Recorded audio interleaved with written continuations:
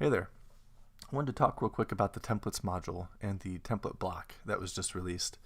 Um, I've got a project here that I didn't have any part in the build out for it. So I received the HTML and CSS in like HTML files basically. And I need a quick way to deploy it into a project where I could work with other team members that weren't experienced with version control, or they weren't experienced with Git, and we needed to continue to move this project forward outside of that workflow for the most part, but continue to take this HTML and integrate it into Pyro, structure streams around it. Maybe I need to build out a block for some of them, or keep some of them in the templates, but solidify their markup. So what I did was I took all of these partials for all these pages that would normally go into my theme, and I put them into templates.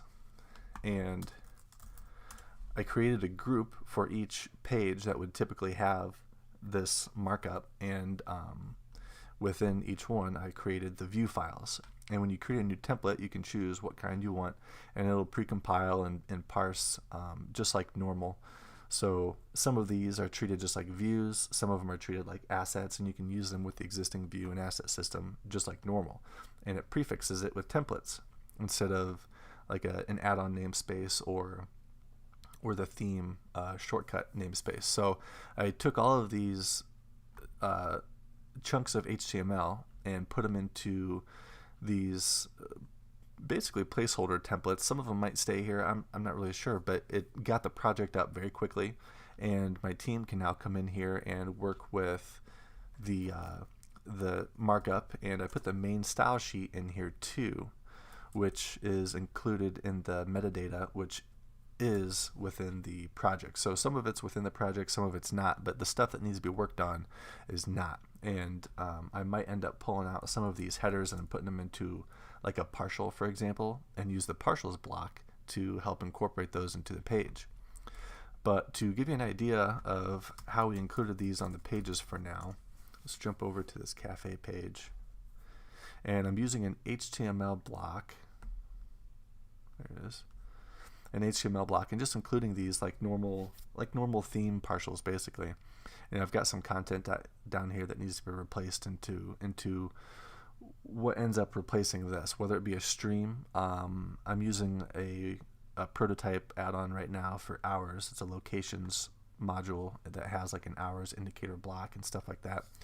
So we're using streams for all this stuff and kind of integrating it into it, but we needed a place to keep all of these templates so that we can continue working on them, integrating it with the system, fixing class names and styles and whatnot outside of the version control part, which granted currently 3.4 does not have versioning, but 3.5, Pyro 3.5 will have versioning. So at that point we'll gain a version history for templates as well as page content and anything else that we decide to turn on versioning for.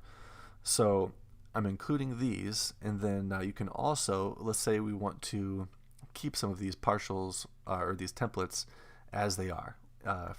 Events, for example, we can use the template block to let the user select and drop in a template.